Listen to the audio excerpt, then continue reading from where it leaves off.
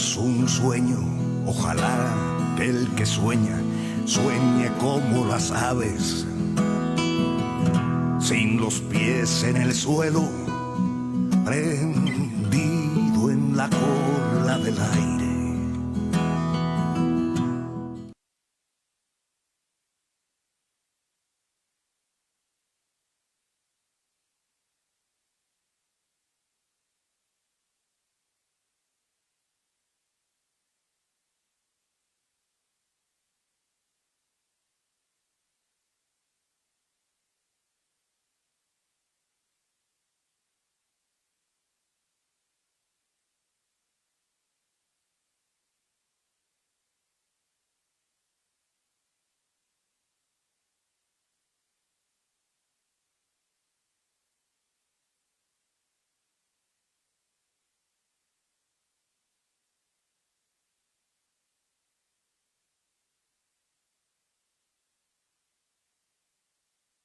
Buenas noches a todos por permitirnos llegar hasta ustedes. Les habla desde México su amigo Javier Molina y tengo el gusto de que desde Bolivia nos acompañe el compañero Fernando y Pedro desde Chile. Dos voces, dos opiniones muy valoradas, muy reconocidas y con un alto valor de apreciación por parte de las personas que queremos en un pensamiento, una acción y un vivir para este continente que ha sufrido y sigue sufriendo mucho. Un saludo para Jesús y para Frauque, productores de Radio Numancia, y por supuesto a nuestros compañeros, a Pedro Gallardo y a Fernando. Entonces, hoy vamos a hablar de si es posible el regreso de la democracia a Ecuador. Ese es el tema.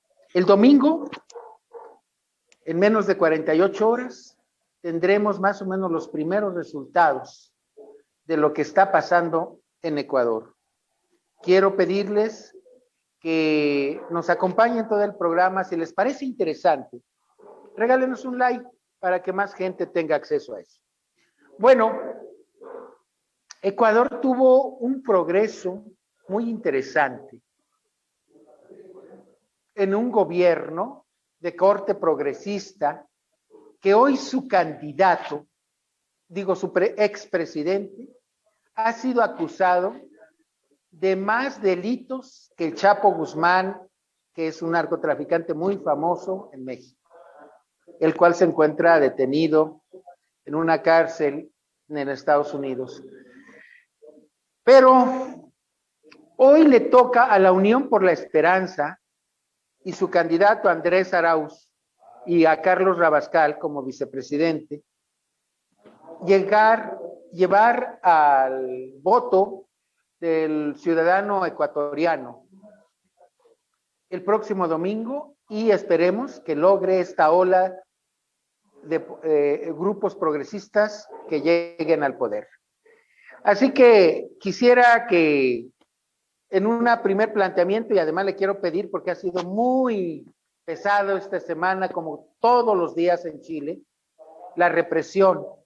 Pero Pedro, quisiera que nos diera tu opinión sobre qué te parece y qué opinión te genera el proceso electoral de este próximo domingo en Ecuador. Pedro, muchas gracias por tu opinión. Buenas noches. Hola, muy buenas noches. Bueno, pienso que hay que considerar varios elementos, tanto internos como externos, sobre la situación política de Ecuador en su momento histórico. He visto varias denuncias que se están haciendo sobre algunos métodos que se están utilizando para impedir un proceso transparente en estas elecciones que se avecinan para el próximo domingo en esta hermana República de Ecuador. Esas denuncias que van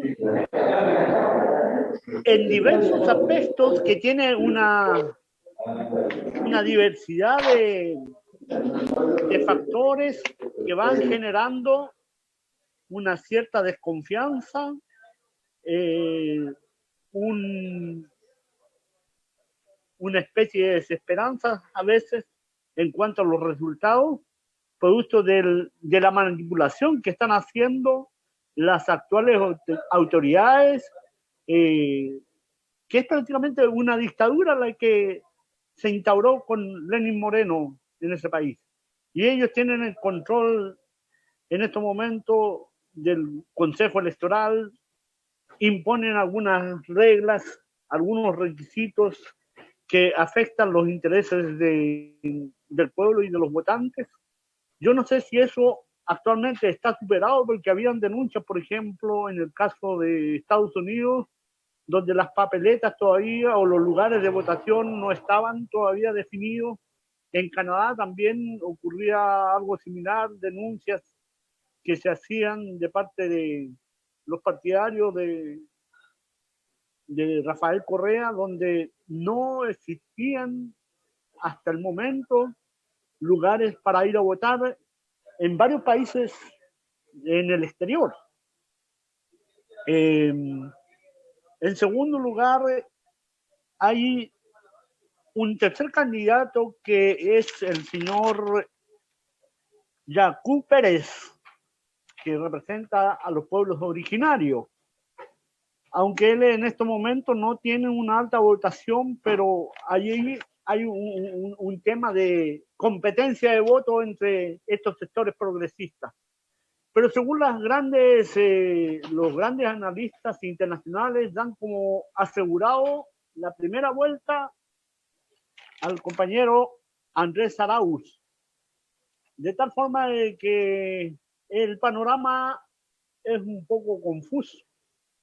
Esa sería mi primera apreciación.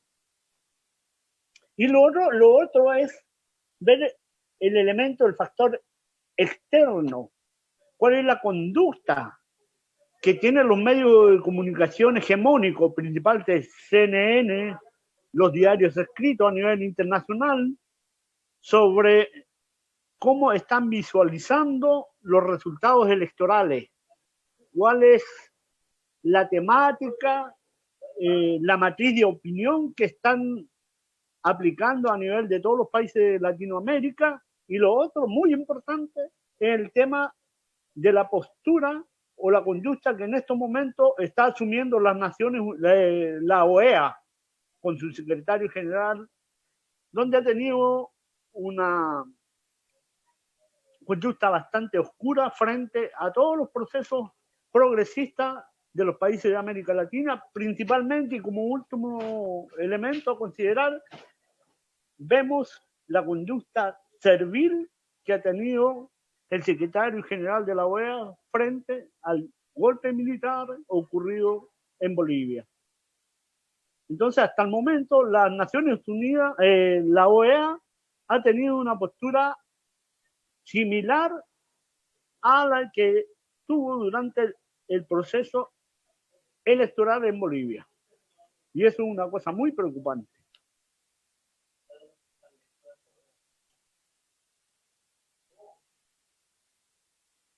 Oye, Fer, fíjate que a mí me interesa mucho tu opinión porque, bueno, Fernando Valdivia, para aquellos que no saben, vive, no sé en qué departamento de Bolivia, pero es un compañero muy comprometido con los derechos humanos en ese país. Pero además hay algo muy interesante. Por todos los medios se intentó la derecha en Bolivia que no se llevaran a cabo las elecciones. Y en Ecuador está pasando lo mismo, incluso mientras no se haga el proceso electoral, se puede prestar a que de pronto pueda pasar cualquier cosa y que digan que no se llevan a cabo las elecciones en Ecuador. El problema radica en que primero quisieron agarrar al COVID-19 como la razón para no ir a votar. Evidentemente esto puede afectar el número de votantes, pero no a quien gane. Y yo creo que Lenin Moreno la tiene muy difícil, porque como instrumento de la derecha, creo que se le agotó los últimos oxígenos con los cuales puede ir dando fuerza a la derecha. Pero bueno, esa es mi opinión de lejos. Desde tu punto de vista, Fernando Valdivia, ¿cuál es? Gracias por tu participación y te doy las buenas noches y bienvenido.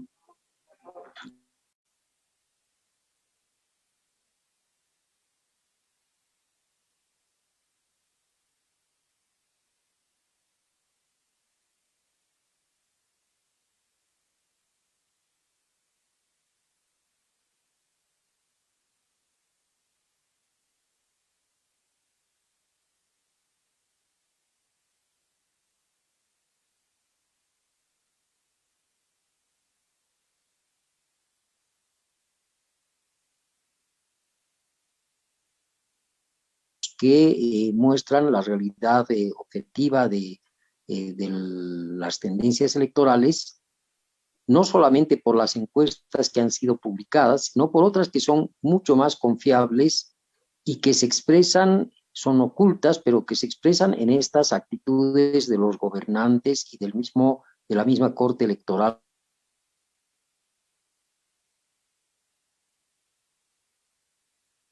de un candidato que no está en los planes de ellos. ¿Y por qué? ¿A qué me refiero? Me refiero a las permanentes encuestas que lleva a cabo la Embajada Americana en los países de América Latina. Y esta información, que es procesada casi cotidianamente, es pues la que les permite a ellos evaluar cómo va la mano. En Bolivia ocurrió una tendencia similar. Nosotros tuvimos oportunidad de ser testigos excepcionales de algunos documentos que se filtraron, donde ellos reconocían que el MAS, el Movimiento al Socialismo, en 5 días antes de las elecciones, bordeaba el 50% de la votación y no se equivocaba. Entonces, yo creo que en ese sentido, el primer triunfo es que se haya garantizado o que se llegue al acto electoral pese a todos los intentos de la derecha. El segundo hecho significativo para mí, que no es un hecho menor, es que se haya finalmente consolidado la candidatura de Andrés Arauz, a la que se le pusieron miles de trabas, con la finalidad precisamente de dejarlo fuera de la carrera. Es decir, de lo que se trataba en ese momento para la derecha era de buscar cualquier pretexto que pusiera una nueva piedra en la estructura, digamos, partidaria precaria que se venía armando y que todavía lo sigue siendo a partir de la proscripción del correísmo como fuerza política. Y en tercer lugar, el tercer elemento que me parece que es muy, pero muy, muy importante es el hecho de que hay una creciente convicción de la unidad en torno a esa candidatura y no a otras, ¿no? Y yo creo que en Ecuador ya hubo una experiencia previa muy interesante, que fue la última elección a la que postuló Rafael Correa en su reelección. Yo recuerdo perfectamente, yo vivía en Ecuador. En ese tiempo hubo un grupo de intelectuales de izquierda, muy lúcido el grupo, la gente que lo componía, que pensó que Correa estaba un poquitito demasiado centrista, muy tirado a la derecha, y que era la oportunidad de dar un golpe de timón hacia la izquierda, y sacaron una candidatura alternativa a Correa. Pero la gente muy rápidamente se dio cuenta que el proceso revolucionario en Ecuador pasaba por el presidente Correa, por la entonces Alianza País, de la que posteriormente este Judas de América, que es Lenin Moreno, se apropiara de manera indebida. Entonces, con base en esos tres elementos, yo quisiera iniciar esta intervención con una dosis de optimismo. No, pues muy bien, Fernando. Yo tengo, como bien lo señalaste, los partidos no terminan hasta que acaba con el último silbato, que ya no hay faltas. Pero, mira, mis dudas salen por la siguiente. Primero, les robaron los derechos políticos a todos los opositores. Judicializaron sus vidas, les inventaron delitos que no tienen. Y como ya dije, a Rafael Correa, expresidente de Ecuador, que creo que llegó y hizo grandes cambios, no solo a favor de la democracia y la integración del pueblo ecuatoriano, sino también desarrolló una economía que parece que favoreció mucho a los sectores más desprotegidos. Esa es la impresión que desde aquí lo doy a conocer. Y como lo dije en la intervención antepasada, el expresidente Rafael Correa esta semana anunció que tiene 39 demandas de todo tipo. Es decir, creo que ni el Chapo Guzmán ni los narcos mexicanos tienen tantas como tiene ese expresidente. Le tienen miedo. Ahora, no lo dejaron participar, ni a su organización política, ni vaya, les robaron no solo los derechos políticos, sino también han emprendido una persecución contra todos ellos. Y como bien lo señaló ya el compañero Pedro, Luis Almagro, el secretario general de la OEA, ha permanecido completamente pasivo ante esta arbitrariedad en Ecuador y en otros lados. Solo cuando seguramente le dan una indicación que debe hacer un pronunciamiento en tal o cual sentido, se hace. Yo no sé cuál sea lo que se tenga que hacer para que este señor deje de Secretaría General de la OEA o que los países de América Latina funden otra organización que realmente sea de los países de América Latina y de sus intereses, no de los intereses externos, para que sigan saqueando. Pero bueno, yo sigo creyendo que en el caso de Ecuador, por la información que yo he tenido, banqueros y financistas se han apoderado de las candidaturas, de la economía y del rumbo político ecuatoriano. No sé qué nos pueda decir Pedro al respecto.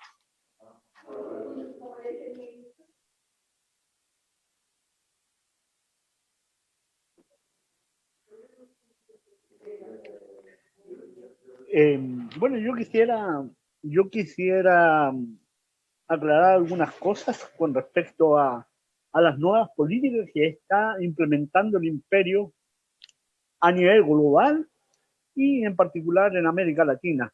Estas políticas ya no se basan como en el siglo pasado, que eran golpes militares brutales, sino tiene una variedad de elementos que pone en juego el sistema político y económico y social de los gobiernos progresistas de América Latina. La utilización de las redes sociales y toda la maquinaria comunicacional que tiene el imperio y las empresas transnacionales para desprestigiar a los líderes sociales y progresistas. Juicio contra las autoridades con acusaciones falsas para desprestigiarlos, para sacarlos de la política contingente. Ejemplos tenemos montones. Rafael Correa, Cristina Fernández, Evo Morales, etcétera. Utilización de las ONG creadas principalmente con el objetivo de apoyar grupos al interior de los países con el fin de quebrar la unidad, la economía y falsificar todo hecho verídico de la realidad que está ocurriendo en esos países. Son elementos muy importantes que todos los gobiernos deben considerar, entre otros de los que se me pueden escapar, para poder gobernar de manera armoniosa. Y otro elemento muy importante es la unidad del pueblo. Ahora, por ejemplo, en Uruguay se han conmemorado 50 años de la creación del Frente Amplio. Un ejemplo para América Latina que sin unidad es imposible avanzar. En el caso de Ecuador, los sectores de izquierda, los sectores revolucionarios, para que puedan fortalecer la política que se avecina en un gobierno progresista, deben buscar la unidad. Sin aquello, el imperio va a sacar provecho de ello, y hay un elemento, una frase muy importante que dice: dividir y reinarás. Eso es un factor importante. Creo que buscando la unidad y teniendo el norte claro de los gobiernos para favorecer los intereses del pueblo y la clase trabajadora, se debe apoyar con toda la fuerza de la historia a estos gobiernos progresistas, tanto a nivel nacional como internacional. Y eso es importante, los medios de comunicación, un papel importante el que estamos jugando acá, por ejemplo, la voz de la patria grande, por ejemplo, ¿no? Cómo nosotros estamos cultivando el conocimiento, cómo estamos entregando la información a nuestros compañeros, a nuestros compatriotas, a todas las naciones que sean posibles. Tenemos que recurrir a estas nuevas herramientas que nos entrega la ciencia y la tecnología. Muy importante. Yo soy participante de CONAICOP y creo que CONAICOP a nivel internacional, que está en más de 48 países, está cumpliendo un rol muy importante, muy protagónico en la información veraz y oportuna de lo que está ocurriendo principalmente en América hoy día.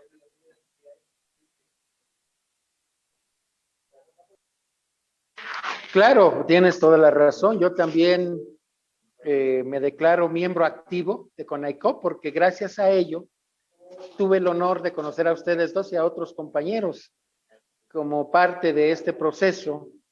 Y creo que sí, efectivamente estamos informando de algo que nosotros... Sí, ayer hubo elecciones en tal país de América Latina. Esa era nuestra visión. Los noticiarios en México no volteaban a ver a América Latina, ¿eh? Pero bueno, hemos tenido que ser gente emergente de la sociedad mexicana, que estamos abriendo la ventana para América Latina. A lo mejor no con la calidad, ni con los instrumentos, ni con los medios que ellos tienen, pero lo hacemos de manera leal a los acontecimientos y dando a conocer todo ese alambraje de mentiras y de calumnias que hay en el saqueo de América Latina. Pero bueno, Fer, tú viviste en Ecuador. Dinos desde tu punto de vista, ¿qué crees que pase? A mí no me queda la menor duda de que Arauz y Rabascal van a ganar. A mí no me queda la menor duda. Confío, y lo digo de manera preocupada, de que el próximo lunes ya tengamos los resultados electorales. ¿Tú qué nos puedes decir, compañero?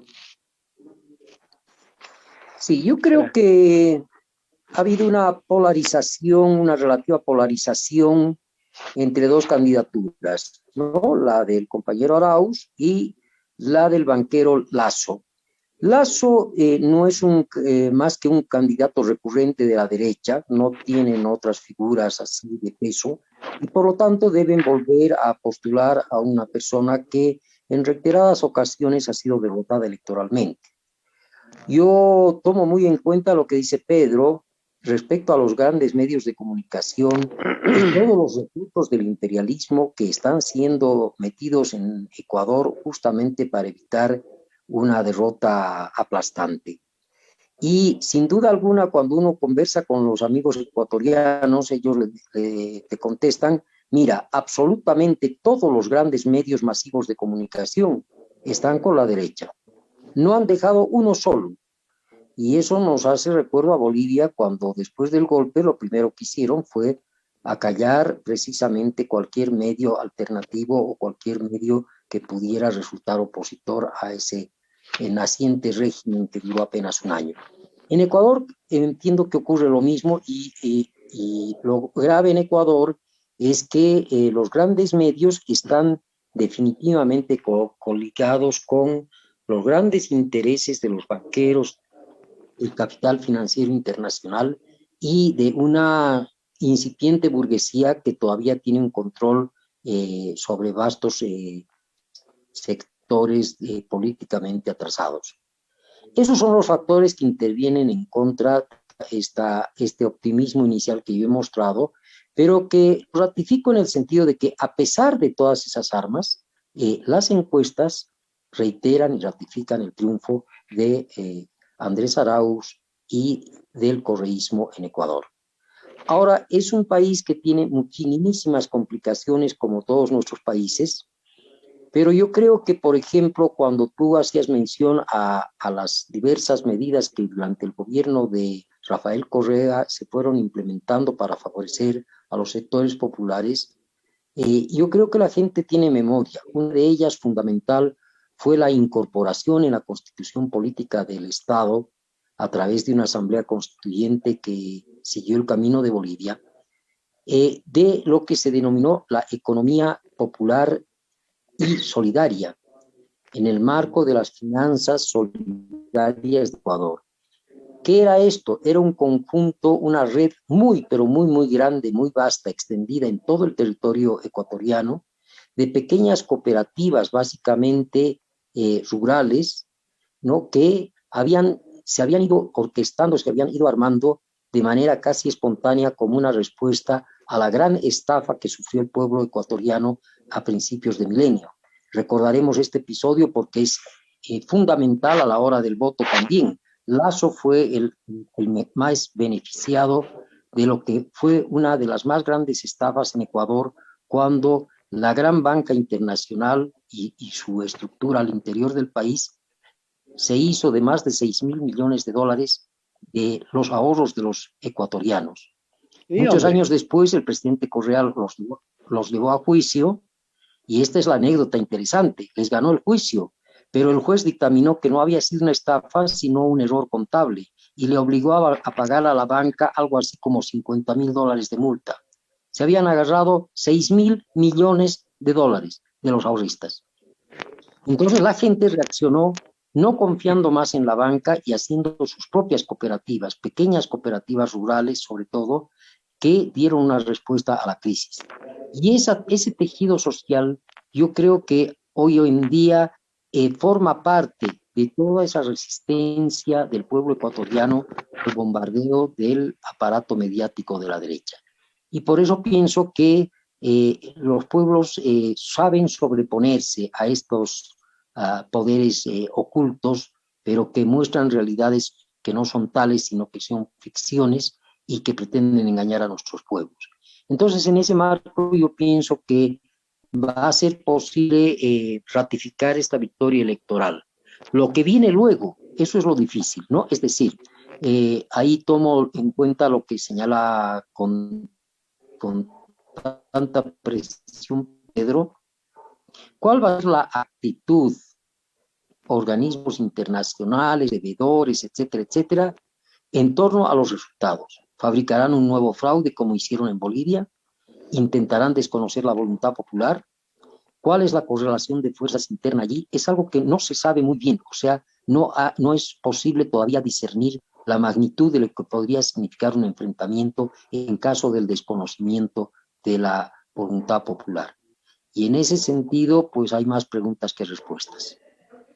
Gracias, Fer. Pues sí, yo por eso decía que, bueno, tengo mis dudas porque no dudo de la victoria, lo reitero, de Andrés Arauz y Rabascal, pero partamos de que las oligarquías heredadas del colonialismo están hechas de visiones de la época cuaternaria, ¿no? O sea, muy atrasadas, y están además enlazadas al capitalismo financiero de la forma más estafadora, y no les pasa nada. Digo, ve eso que hizo Lasso y eso que hicieron los financistas, los banqueros ecuatorianos, era para que fueran una vergüenza mundial, ¿no? Y que no tuvieran ningún espacio, vayan, y eso sí, por ese delito no podrían haber sido candidatos ya. Pero bueno, ese es mi punto de vista. Pedro, ¿tú qué nos puedes decir al respecto? Gracias. Mira, lo que cuenta el compañero Fernando me recuerda un poco lo vivido históricamente acá en Chile con el actual presidente Sebastián Piñera. Él fue uno de los más grandes ladrones de la banca financiera estatal. Robó uno de los bancos más importantes, lo saqueó prácticamente. Uno de los bancos que está ubicado en el sur de Chile, llamado el Banco de Talca, donde él, siendo gerente general de aquel banco en aquella época estatal, creó empresas fantasma o empresas espejos que no existían, otorgándole créditos gigantes a través de ese banco hasta lograr quebrar ese banco. Fue procesado, pero familiares, que era ministra de Justicia, pidió a los altos magistrados que no le sigan el proceso para no ser detenido, hasta que finalmente prescribió la pena y hoy día lo tenemos de presidente por segunda vez. Entonces, son fenómenos que se repiten en muchos países de América, como en el caso del Perú también con el señor Alan García, que también robó mucho dinero, viajó al extranjero, después se volvió a candidatear, volvió a salir electo. Entonces, es una política permanente de la gran burguesía que no tiene ética ni moral para robarle a los pueblos, a los sectores de la clase trabajadora, y son vividores del Estado. La derecha es a nivel internacional, a nivel mundial, son vividores de las arcas fiscales. Ese es un elemento que se repite y es permanente en la historia de nuestros pueblos, y que lamentablemente en los momentos electorales ese elemento se olvida en la clase trabajadora y en el pueblo pobre. No hay buena memoria, la memoria histórica que hay que estar en forma permanente repitiéndola a través de estos medios de información para dejarle en claro quiénes son estos personajes que se visten con un ropaje de oveja, pero en realidad son lobos. Eso sería mi opinión.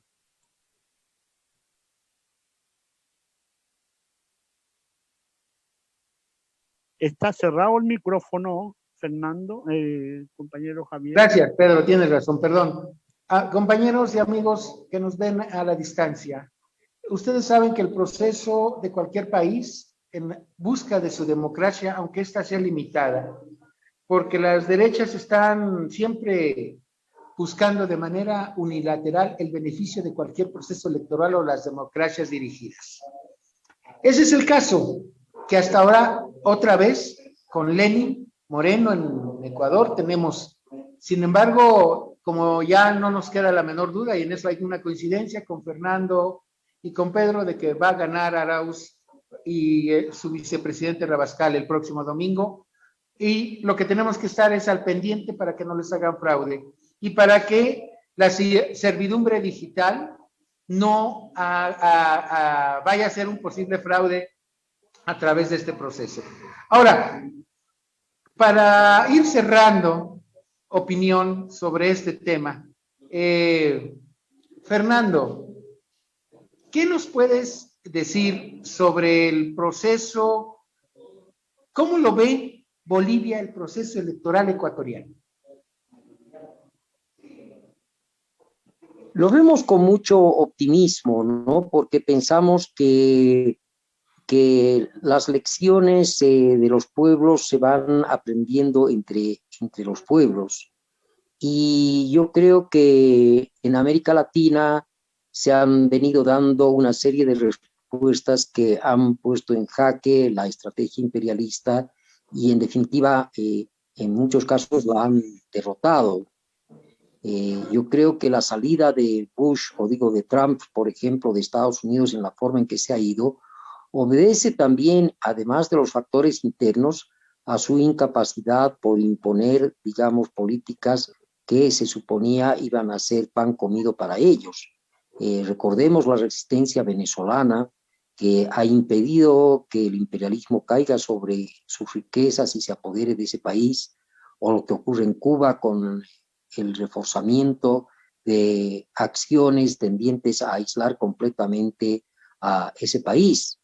Entonces, todos estos ingredientes internacionales que han significado una derrota para los planes imperiales, han ido también alimentando la conciencia de los pueblos de que es posible resistir, de que es posible llevar adelante procesos que dignifiquen a sus países y que les devuelvan la soberanía.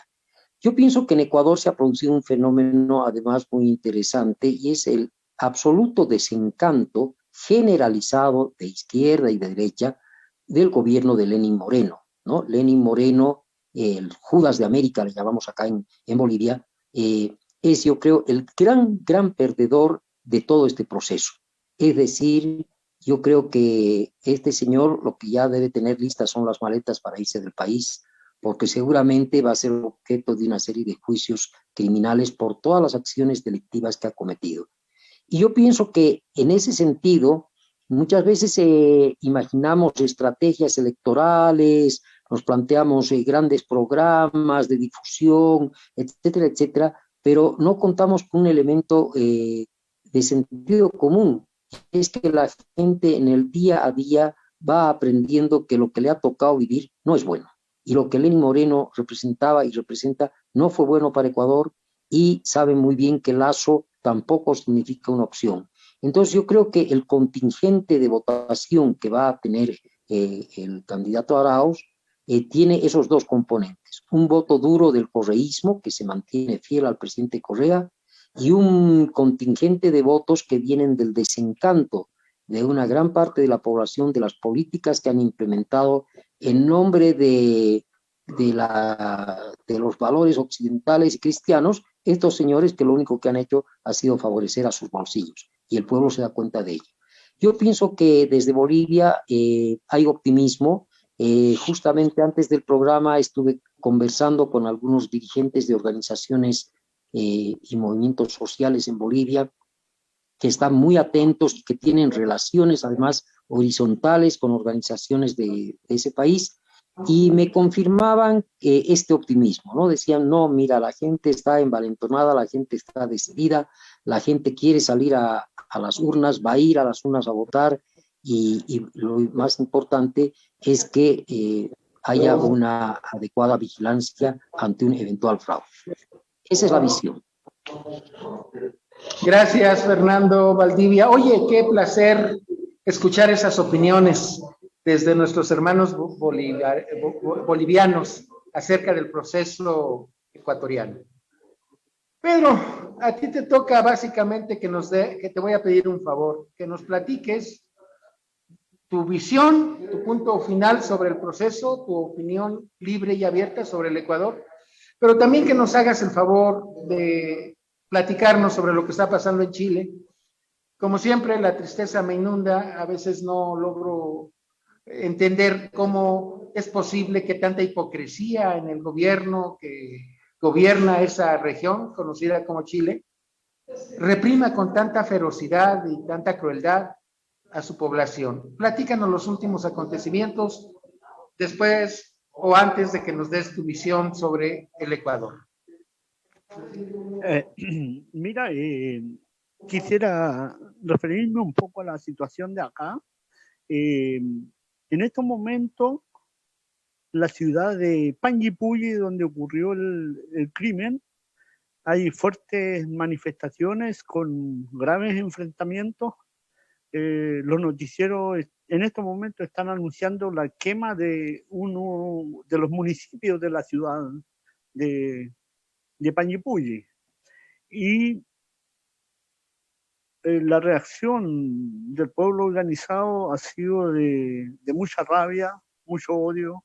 Se está juntando un odio visceral en la sociedad chilena porque aún no se cumplen en nada las peticiones que el pueblo ha luchado, ha manifestado en este último tiempo cuáles son las grandes transformaciones sociales y políticas que deben existir en Chile y que aún permanecen intactas, independiente de las próximas elecciones que están siendo muy manipuladas y que se van a llevar a efecto en el mes de abril.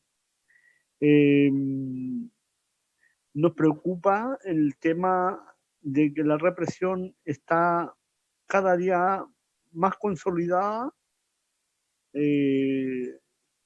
Al parecer, ellos visualizan que no tienen otra salida que seguir reprimiendo duramente para sostenerse en el poder, pues no hay otra alternativa, ¿no? Ya por el proceso electoral, incluso que perdieron casi el 80% de la ciudadanía se manifestó por los profundos cambios. Sin embargo, esto nos están dando.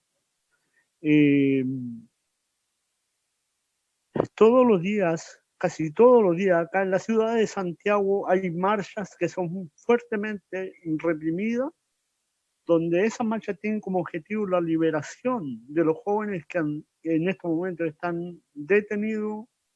Incluso hay muchos adolescentes que están en cárceles sin prueba, con un juicio totalmente viciado y con una condición que le ponen los tribunales para lograr su libertad, que es un juicio abreviado. Es decir, ellos pueden salir en una semana más que ellos lo desean, pero tienen que reconocer los delitos que se le están acusando. Entonces son muy graves. Con respecto al tema de Ecuador, yo creo que tengo la esperanza de que va a triunfar en primera vuelta el compañero Andrés Araúz. Creo que no cabe duda de eso. Y no cabe duda también de que la burguesía va a utilizar todos sus instrumentos y todas las alternativas a vida y por haber para detener el proceso democrático. Por lo tanto, es el pueblo y las organizaciones internacionales que debemos ser observadores y estar al tanto de cualquier hecho oscuro y malintencionado que esté ocurriendo en el Ecuador, estar atento para la denuncia oportuna a nivel internacional. El compañero Andrés Araúz, entre una de las cosas, medidas a tomar, señala que él va a reactivar la UNASUR, y es un elemento importante, porque va a permitir que nuestros países de Latinoamérica puedan buscar la unidad para tener instituciones internacionales para su apoyo a nivel internacional. Creo que es muy importante ya empezar a abandonar los pueblos que están liberándose de este yugo capitalista, tengan que tener una institución independiente del imperialismo yanqui, y que sean instituciones internacionales para apoyar a los pueblos sin la intromisión del imperio yanqui. Y eso solo será posible con los gobiernos progresistas. Gracias, Pedro.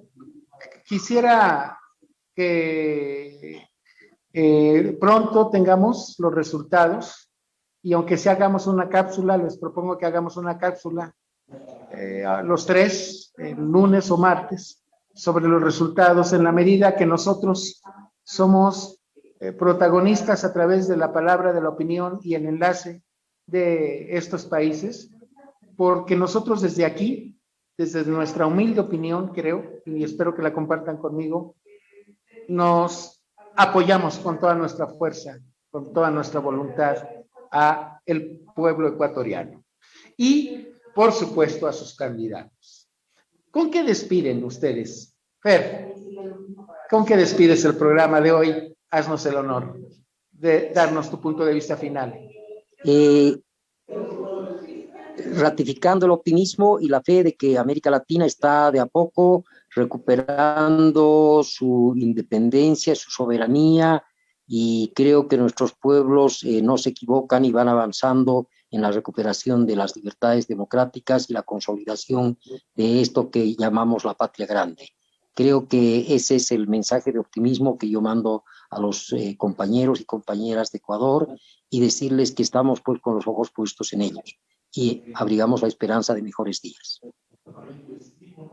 Pedro, por favor, ¿con qué despides el programa? Desde la voz de la Patria Grande, un gran saludo para nuestros hermanos del pueblo de Ecuador, con la esperanza del triunfo, que ojalá sea un triunfo definitivo para el pueblo y que nunca más vuelva el fascismo a poner la bota militar sobre la clase trabajadora, sobre un pueblo humilde y sobre los indígenas. Por la liberación de nuestra América, por la construcción de la patria grande, esa patria grande que siempre soñó Simón Bolívar y el Che Guevara.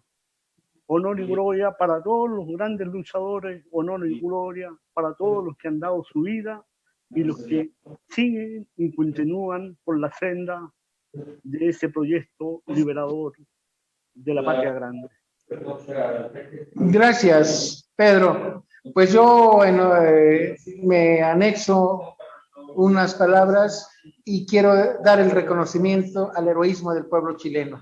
Su música, su semblanza, nos han dado muchas canciones que son emblemas, son himnos para toda la izquierda latinoamericana y del mundo, porque quiero que sepas que la unidad, venceremos, es el himno en muchos países de Asia, de África, de muchos lados. Y un saludo al Frente Amplio Uruguayo, un saludo a todos nuestros hermanos, esperando que tengamos un país más que retorne a la democracia y a los senderos de la justicia y los equilibrios. Que Ecuador el domingo retome el camino que muchos luchadores le han dado, entre ellos el expresidente Rafael Correa, que por supuesto, qué lástima que no fue candidato, pero aquí está la muestra de que no, la historia no la construye un hombre, la construyen muchas mujeres y muchos hombres. Y hoy Arauz y el compañero Rabascal serán la muestra de ello. Hasta el próximo viernes. Les manda un saludo desde la patria, el rincón de América Latina que es llamado México. Mi compañero Pedro Gallardo desde Chile, mi compañero Fernando Valdivia desde Bolivia. Les deseamos muy buena noche. Hasta la victoria siempre.